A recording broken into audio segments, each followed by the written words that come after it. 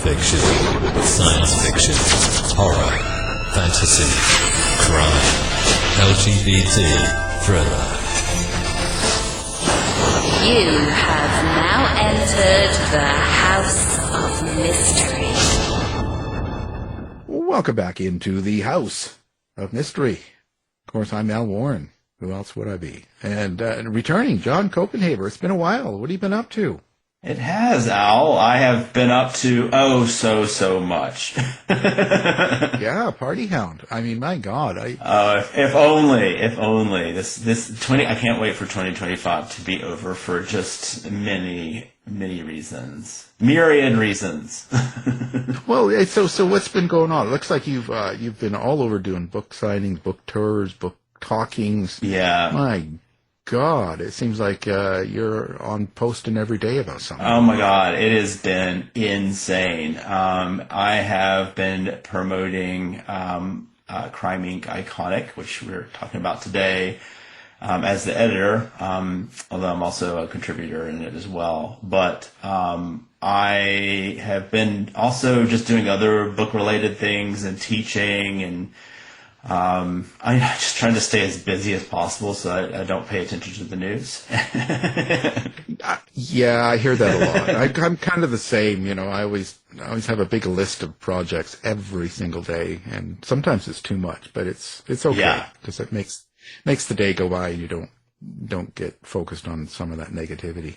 So this Crime Inc. Iconic. So what is this about? Like, where did it come from? Yeah, so back in 2023, well, rather, it was really an analysis of the books, the various anthologies produced in 2023.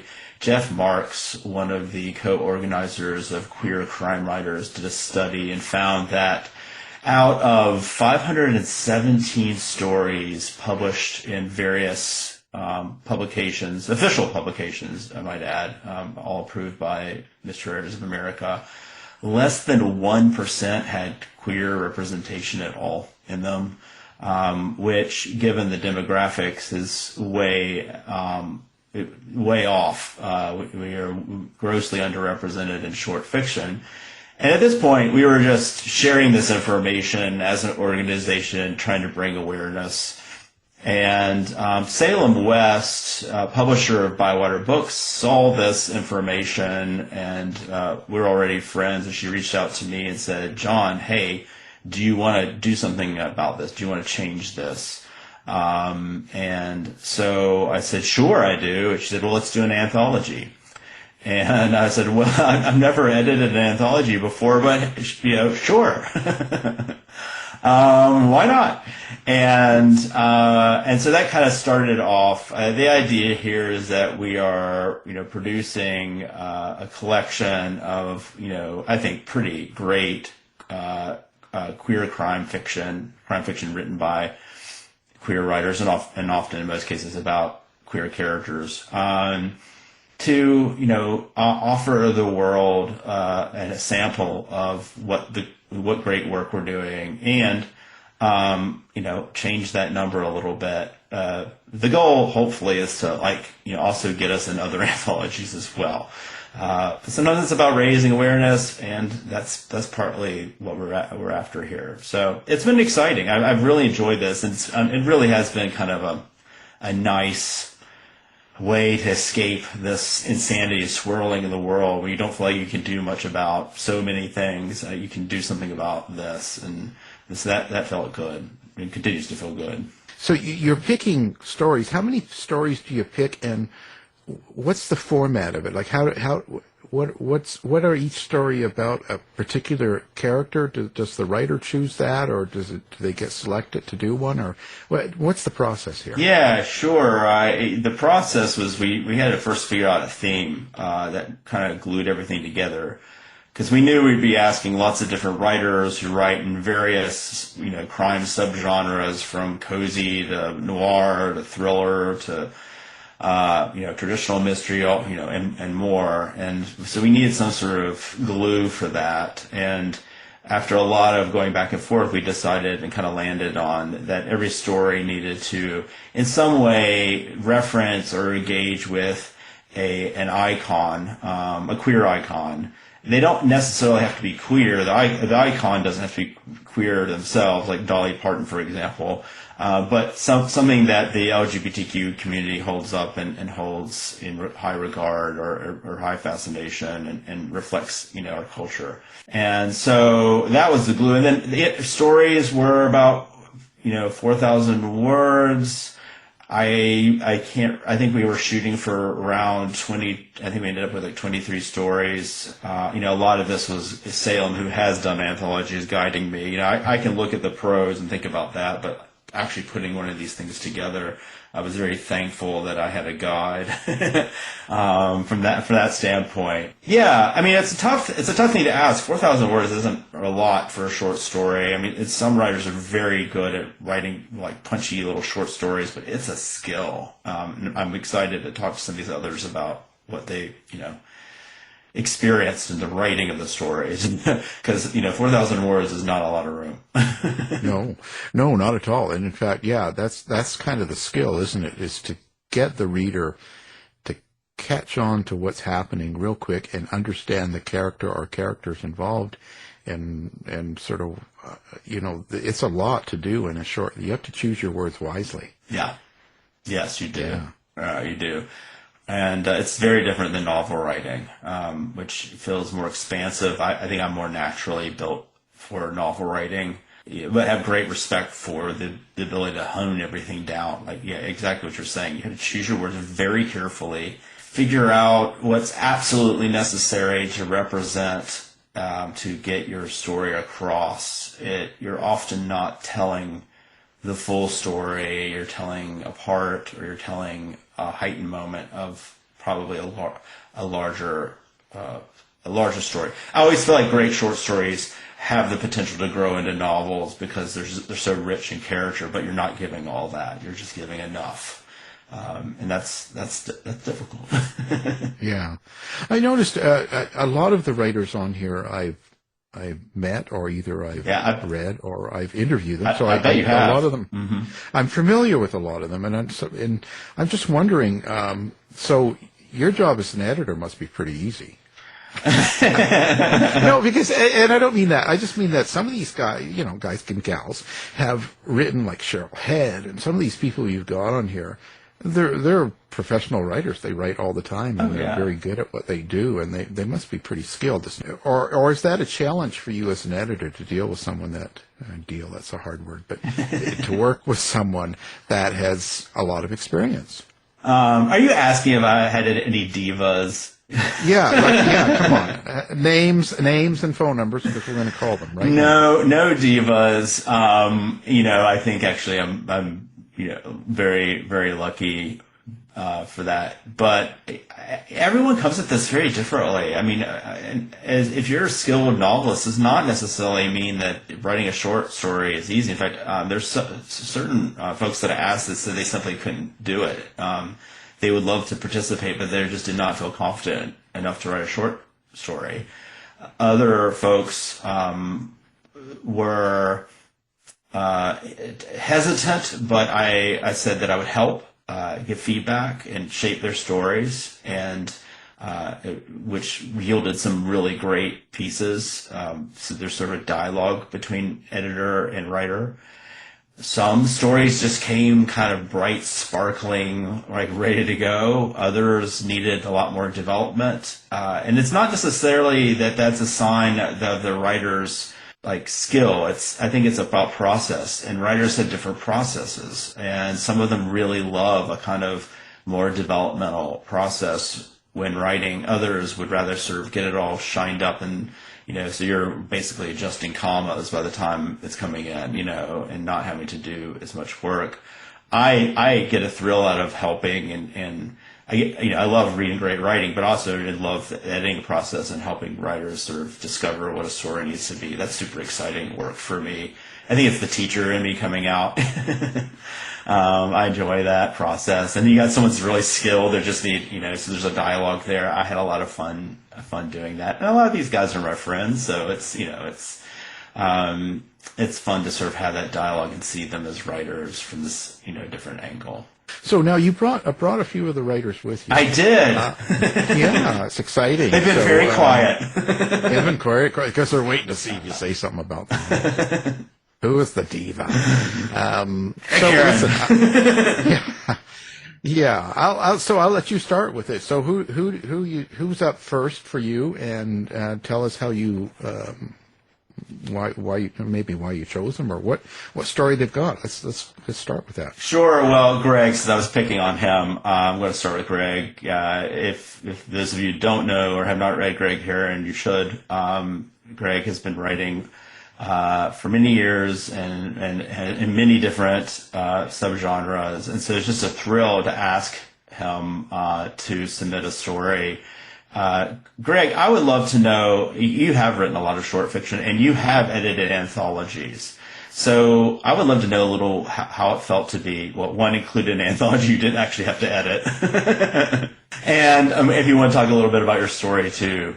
I don't remember how you came to ask me to do this, because it was last year and I don't remember breakfast. I know that I had originally written this story 30 years ago. When I first moved to New Orleans, I wrote the story. So it was very much of its time, 1994, 1995, when I first moved here, when I first started coming here. There's this restaurant in the French Quarter. I don't think it's not, there's still a restaurant in that same space, but it's not the same restaurant. It's been several since then. I went there to have lunch one day, I was in the Quarter and just was hungry, so I decided to have lunch there because I was right there. And there was this table by the window right when you first walked in, like the front doors were on a slant, so it was like that old storefront kind of thing. The host table was right there, and then there was another table right there with a big picture window looking down Dauphine Street. And he put me at that table, and there was a little plaque on the wall. It said Tennessee's Table.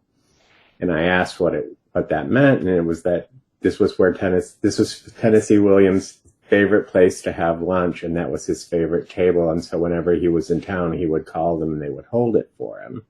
And so they put a plaque up. But that was all it said, was Tennessee's Table. And I thought that was kind of New Orleans. Like, we have plaques on everything and don't say very much, and you don't know what they mean. Like, there's a house in the French Quarter that has a plaque on it that just says Carrie White died. Right, isn't that Carrie? Like Carrie, like Stephen King's Carrie. And so that always tickled me a little bit. And so I wrote a story about it where two people were having lunch at that table. And I just put it aside and didn't really do anything with it. And then I wrote a whole bunch of short stories about New Orleans back then that I never did anything with. And I started pulling them all together into a longer piece. I wanted to make it into a book about the summer of 1994 in New Orleans, which was a completely different time than now. And when you came to me with the idea and the thing about the icons, I already written Tennessee's Table. I need to rework it to fit it into this book, so I'll just rework it to fit into this anthology. And actually, I don't think I'm going to even have to change anything to slide it back into my book. So that was very cool. That was a very cool thing. It's always better to not be the editor. Well, this was a pleasure, but I guess it's not always a pleasure. Yeah. Sometimes it's a challenge.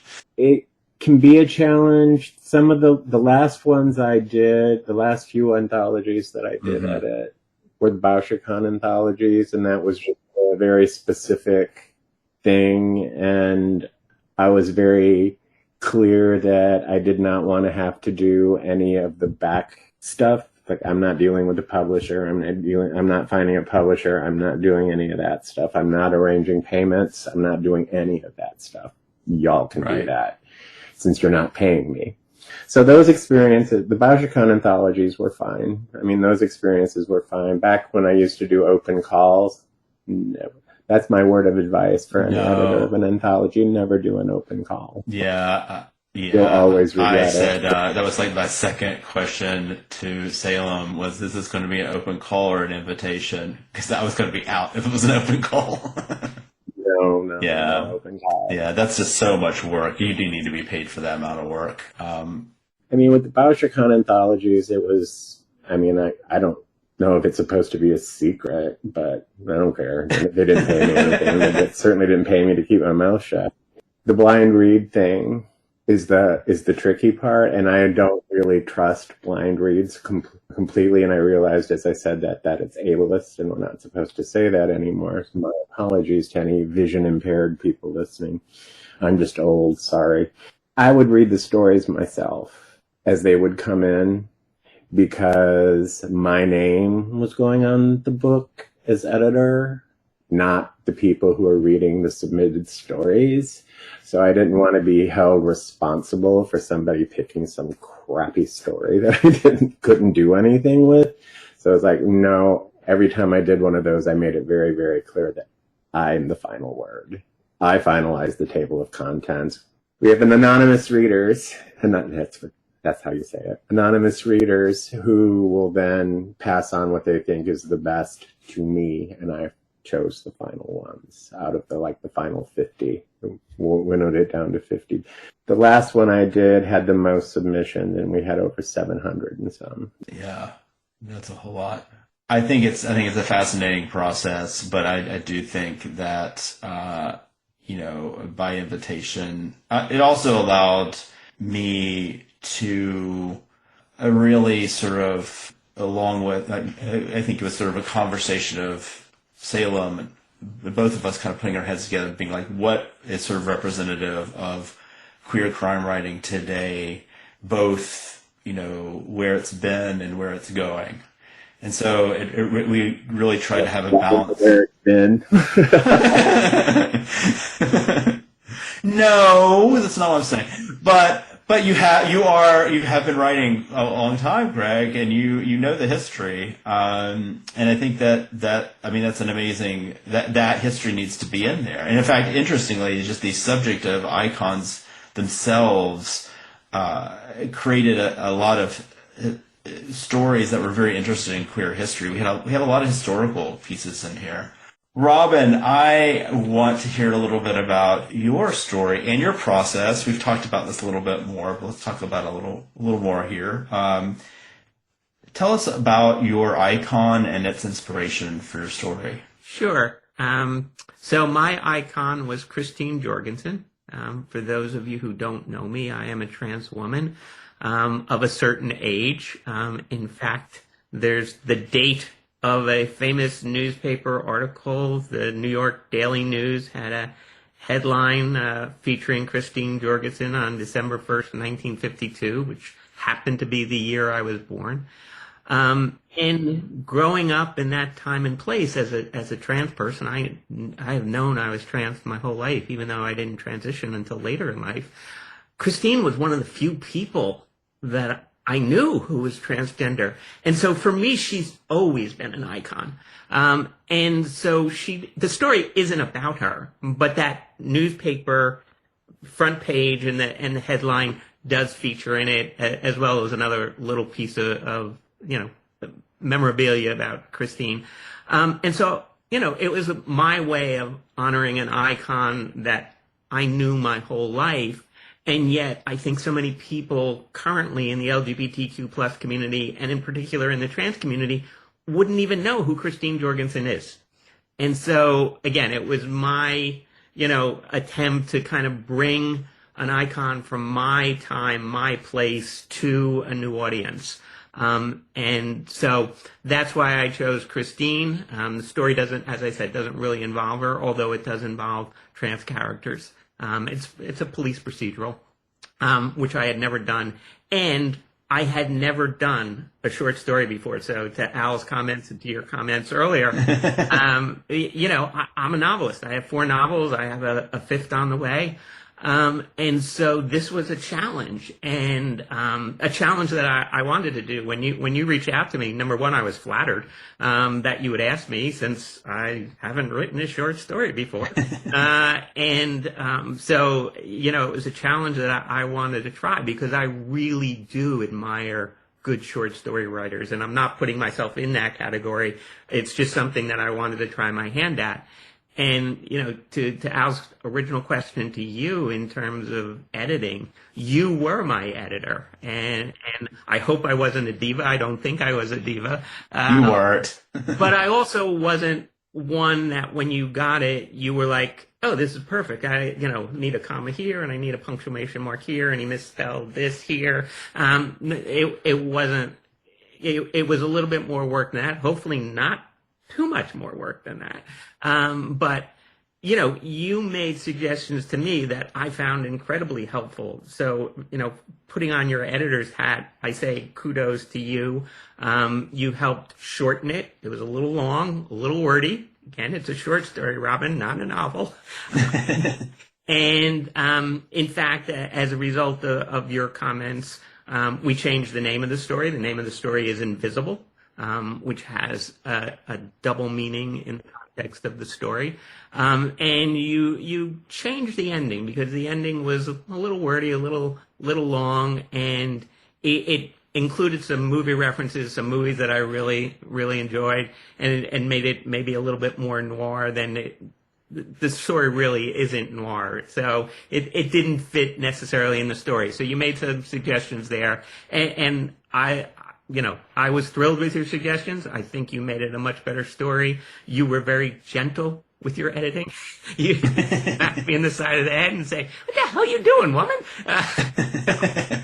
So I really appreciated it, and I really do think you helped make it a good story. So I give a clap to you in terms of your editing role, and as I said, I was honored to be asked to be part of it, because when I read these stories, I mean, Greg, Marco, so many others who are just icons to me in the writing community, yourself included, and so to be included with these people, I feel so blessed to be in this anthology. So thank you for asking me, and thank you for making my story a better story. It's a fabulous story. I didn't have to do that much sort of feedback at all. I think that it is that impulse, and it's this feedback that I require too in terms of my short fiction. It's that novelist. We understand expensive storytelling, and particularly when you're only given 4,000 words, it's just, it's difficult to get it all. Let me correct you on one thing, John. You keep saying 4,000. When you and Salem sent this out to us, it was 3,000. Some of us, kind of ignored the word limits and did get closer to 4,000, but well, we said 3 because we knew we would get 4. If we said 4, we would get 5. If you had said 4, I would have given you 6. So exactly. I teach undergraduates at VCU, and I remember getting, I think they had a similar kind of assignment. It was like 4,000 words, and I got 10,000 word submission. I was like, no, I'm not reading all of this. Well, I will tell you how long my first draft was. Trust me, it was longer than 4. It always has to go. Yeah, it has to. You have to go expansive, or you cut it down. It's hard to do otherwise. So, Marco, I would love to hear a little bit about your process. Your story captures a particular character, or sort of is in reference to a particular character. But you generally wanted to scoop up a lot of icons and layer them in the piece. Can you talk a little bit about that and your process of writing it? Yeah, well, basically the easy answer is you give me a task and then I have like a million solutions, none of which anyone asked for, by the way. So yeah, when you guys came to me, I was like Robyn, like probably most in this whole anthology, was really flattered to be asked. I don't do too many short stories, and then I immediately panicked, and I was like, okay, oh gosh, 4,000 words. What am I going to do? I have no idea. And then all of a sudden, a few days in, I kept getting an idea, and they're from like all different aspects. I love the 70s. Everybody who knows me now knows that I love the 70s. I love Studio 54. I love old noir movies and books, and All About Eve is one of my favorite movies. So I all of a sudden got the idea that we eventually, in the movie All About Eve, find out about Eve and what her story is, but you don't actually really get to see it. It's basically all told through her, through the little bits that she shares here and there. And so I thought I wanted to do sort of like a mini homage to the 70s and the early 80s, as well as the movie, and have my character be sort of an Eve, maybe. Someone who's trying to be famous and getting to where she feels she ought to be in life. And in a way, although it's funny, so the intention when I wrote it was to go fairly noir. It does have a dark beginning as well as an ending. And at the same time, I kept cracking myself up, and I don't care if anybody else finds it funny, but I was laughing the entire time through, or giggling here and there, because I thought of all these things that were fun for me, that I really enjoyed. And then, of course, the first reviews came out, and somebody wrote from, dark and gritty to the camp, and I thought, I wonder who the camp was. And that, and then I started reading all the stories, and I'm like, I think I'm camp. And I was a little worried because it was almost like I didn't get the memo. I read so many wonderful short stories in that anthology, and a lot of them have a message. A lot of them are dark, really well written. A lot of wonderful pieces by Krista Faust and Katrina Carrasco, Cheryl Head, you three. I mean, it was just amazing. And then I thought, wow, well, I'm sort of just having fun here. Am I the only one? Unfortunately, I'm not. There are a few other people who take a slightly lighter tone, but I will own the camp if that's what it is about. And I had a blast doing it, but I was worried, same as everyone else probably, who is perhaps not a seasoned short story writer. And then I got my edits. And there were quite a few. And I was like, what the hell? What is this? What is going on? I don't understand the world. And I instantly, you'll remember this, I instantly had to text John in a panic. I was already standing at the edge of an empty pool with a knife at my wrist.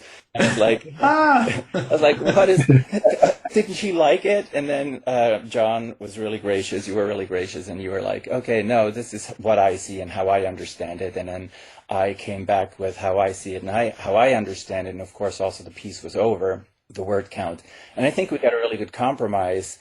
But yeah, if it's ever a movie, the original ending goes back in. Well, it's so interesting because it is. I mean, there's sort of. I also have this. I'm seeing all the other pieces, and I'm seeing the rhythm of the anthology, and I mean, it's an editor's perspective is just that, it's a perspective, and I think every editor that I've ever worked with certainly has a point of view for. Maybe the sort of more bird's eye point of view, but it has to be a compromise at the end of the day. Like, I think all of us have been through that. I've not so much short story anthology submissions, that kind of thing, but I've definitely had to do some of that in my novel writing, and it's always interesting. I think that's like, in some ways, it's like a dialogue as we grow as artists and figure out what we have to say and how we want to say it. With that in mind, I'm kind of curious what I've talked some about what the anthology means to me, but I would really like to hear from you and what you think the anthology means to you personally. Maybe we'll start with Robyn. Number one, as I said, I'm honored to be in it. So it just means a lot in terms of being with all these fabulous people.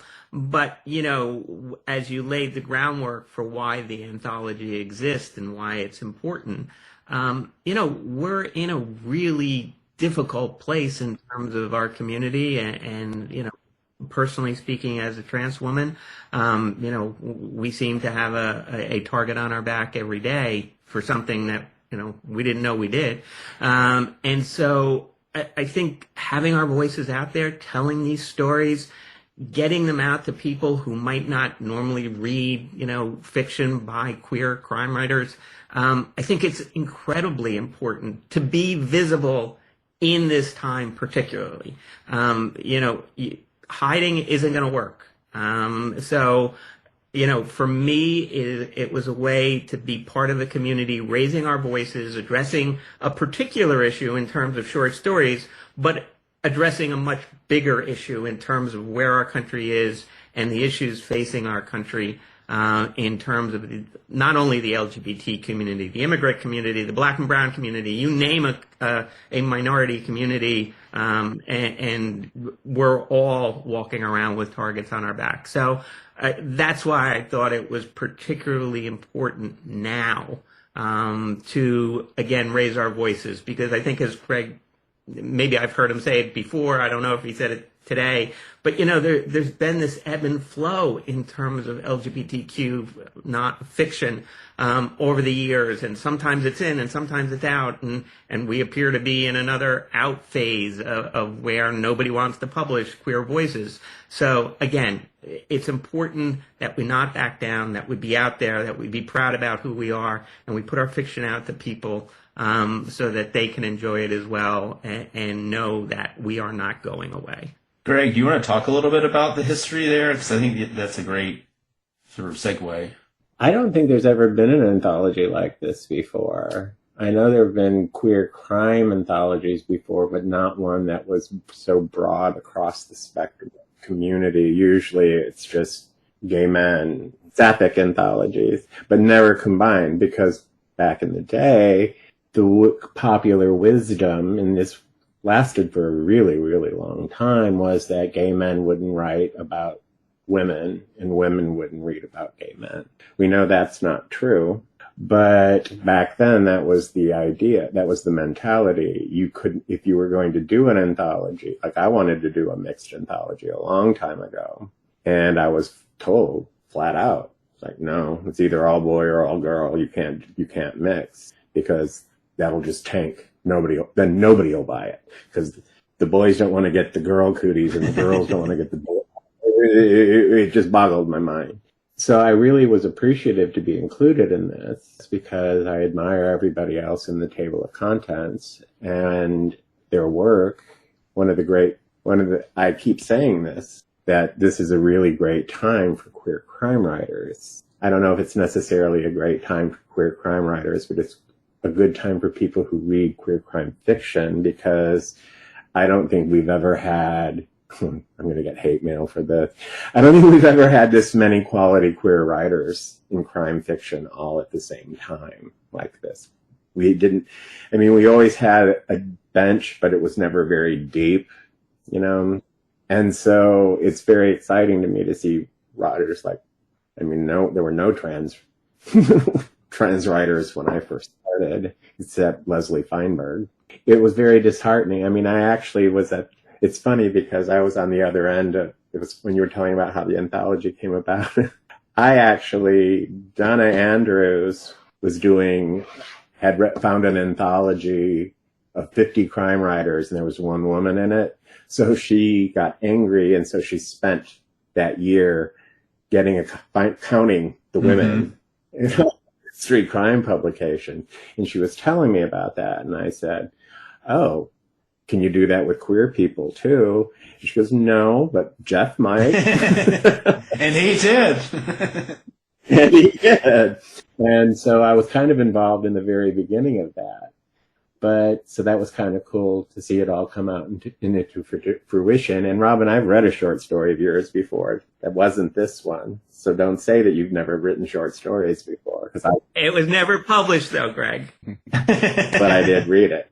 And Marco, did you know that All About Eve began as a short story? Oh, fun fact. No, I did not. It was called The Curse of Eve, and it was published in Cosmopolitan in the late 1940s, and it was from Eve's point of view. It was called The Wisdom of Eve.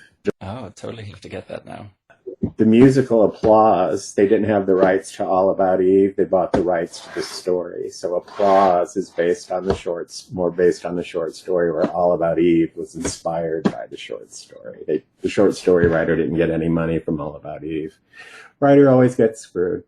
Nothing changed. Well, yeah. Of course. But yeah, so it's very exciting. I haven't had a chance to read it yet because I had to finish my book that was due like 7 months ago. I turned it in Monday. Congratulations on that. Only 7 months late, but what are you going to do? Hey, better late than never. And it was shorter. Marco, tell us about what meant to you, or when you see this anthology meaning generally, I guess, as well. Again, I was super flattered to be in it because I already knew some of the names that were there, and I thought, oh, this is fantastic. I'm not really a household name, and it's kind of nice to be in great company because it, lifts everybody up. And when I got to read it, I was really, first of all, it's such a high quality anthology, I find. And I also know that I'm fairly critical. Occasionally I will read things all over very diversely, and then suddenly feel like, oh, this didn't appeal to me, or I didn't like this, or whatnot. And it was really great to read this anthology, and I did it more or less without looking at the titles. I just read the story, so I didn't necessarily know who the person was who had written the piece. And really high quality, wonderful stories in there, and so diverse. For me as a reader, it's always been about finding a book, a story that really pulls me in. And I don't give a flying fig who the main character is, as long as the story is compelling and it does something to me. It transports me to a different place. It hopefully, I can learn something from it or just be entertained. It doesn't really matter. So I never really got that, well, I will only read a book if it's about straight people or about white people or this or that. That's stupid in my opinion. So I always enjoyed just finding new voices, whoever they are. And you have a really good chance in this book because you have 26 short stories of very diverse writers with very different stories, different takes and styles. And whether or not you will enjoy all 26 or just a part of it, you can see that the quality of writing is really, really wonderful. And that to me was a thrill to find out, since I had not read any of the short stories before the book came out. And now, it's kind of nice to talk about it, to maybe post about it on social media, and people will ask you, or they come back to you and they either talk about your piece specifically or other people's work. And one of the nice things that happened was that Corey Roskin here, I'm in Palm Springs, so NoirCon is a small conference that takes place every year in Palm Springs, and it's all about film noir, but also books that are noir, people who write it, people who love it, and they hold it at the Plaza Theater, which I guess is now called the Cultural Center. And I was asked to participate with the anthology in a way about my short story, of course. They want to talk about it, but they also want to talk about short stories in general and particular publications. So I'm going to be doing that at the end of the month on the 24th of October with Corey Roskin, who's going to be interviewing Gary Phillips, and Barbara... Oh God, I'm going to get that wrong. DeMarco Witt, I believe. I'm so sorry, I wasn't ready for the question or for talking about this right now, but I want to do a shout out. So my apologies if I got it wrong, but it'll be fun because we're talking about different anthologies, and they have all worked in the field of editing or contributing to anthologies, and I'll be there as a contributor, and hopefully it'll, get the interest of the audience. Because it's not a queer conference, and the more you actually get to go to a conference where you get to, or to any event where you get to talk about anthologies, about books that are written by queer people, the more you find someone who says, "Hey, I didn't know about this," or "I didn't know about that." The quality of writing has absolutely nothing to do with who you are.